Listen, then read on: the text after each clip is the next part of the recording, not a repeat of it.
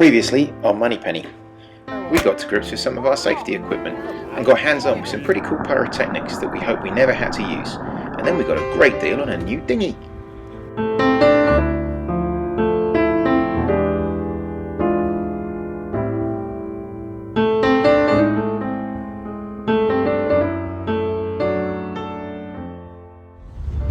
It's a grey, wet and miserable Wednesday, but we just picked up the new dinghy, which is very exciting. I can't wait to see if it is more stable than that other horrible aluminum thing that we dealt with for a couple of years, but it's very exciting.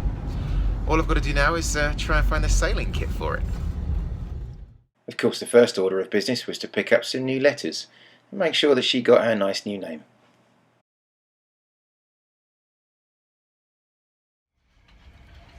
Man, that was no fun at all. It must be blowing 50 knots outside. It's unbelievable.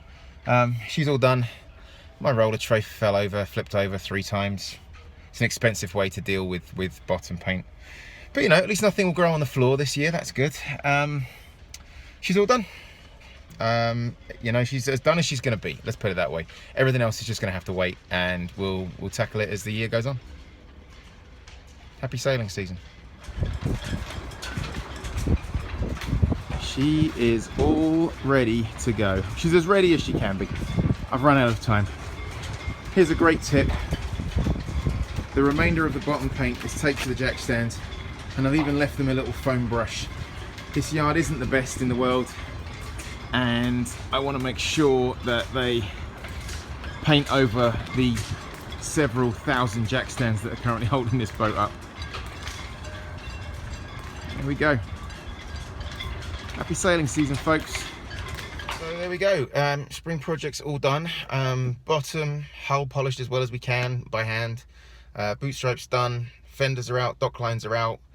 I'm out of time. That's everything. I didn't get everything that I wanted to get completed done, but when do you ever? Next time we see her, she'll be in the water. The downside is there was a horrible storm last night, and there is now some water inside the boat. And I was under the impression that the water was supposed to stay outside the boat. So we're going to have to look at where that's coming from and you know, fix a couple of leaks. Everything on the deck needs to be rebed anyway. So I'm hoping it's just that. I'm hoping it's nothing below the waterline. I guess we'll find out.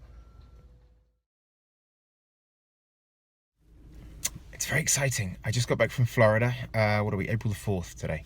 I was away for a long weekend. Got back to an email saying that somebody's got a wet bottom.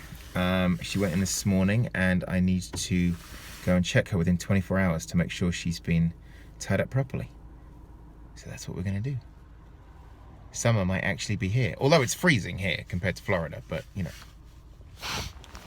It's cold. Let me see. That way. Gates open.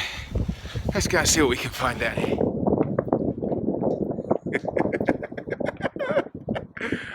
Oh, I love it.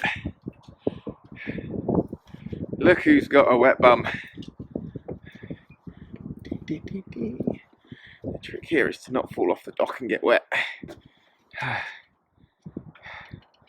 Penny.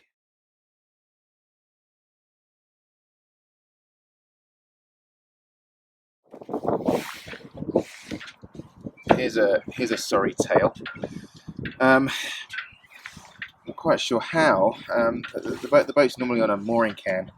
We're tied up in a slip here for the beginning of the season, and my old fenders that were on the boat when I bought the boat couldn't quite stand up to the spring storm. Now you'll also notice the paint that I used to do my nice new stripes couldn't quite stand up to the old fenders. So you can see my nice new stripes kind of got smeared all down the side of the boat. So there's some touch up to do there, not the end of the world. We can buff it out and just touch up the paint, mask it off and touch up the paint. Annoying, but not the end of the world. But we did get new fenders they were on special. I got 2 for $99. I thought that was alright. So that's good. New fender's bigger, wider, makes a little bit more sense. So my old main sheet was terrible. It was all pretty much chafed through, so I wanted to replace it and get a new one. I've got a 4-to-1 purchase system on my main sheet. It's not a difficult thing to rig up, but I put a feeder line through it just to keep it easy. Here is the nice new one, complete with, where is it? It's down here. Complete with the hardware spliced in for the Traveller. Now the trick is, when I thread the new main sheet through the blocks on the hardware for the main sheet, making sure that I do it in the right way, so that the hardware ends up in this little place here, so that the pin can go through. Let's see how we do. So there's a trick to doing this to make sure you don't get tied in a knot. This has got to be run the right way so that it does not get snarled up. The trick to doing it is just to keep everything really flat, and that way everything feeds through in the right direction. I taped up the feeder line to the end of the sheet that is just whipped and doesn't have any hardware, so that way when I pull that line through, the end of the line with the splice, the end of the sheet with the splice will be in the right place for the pin to go into it. And then one at a time, I fed the whole line through purchase 1 on the 4-way purchase. Now I'm going to come down and, keeping everything flat, I haven't flipped anything over, I'm not getting myself twisted, keeping everything flat, I can now feed the whole line through purchase 2 on the 4-way purchase. But I'll feed the whole line, I'm not just going to put a little bit because I'll get myself tied in a knot.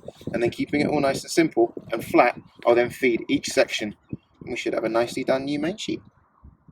There you have it, there's the end result.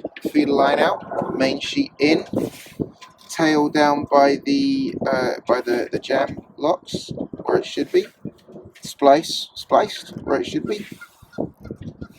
All ready, shiny and new. Next time on Moneypenny.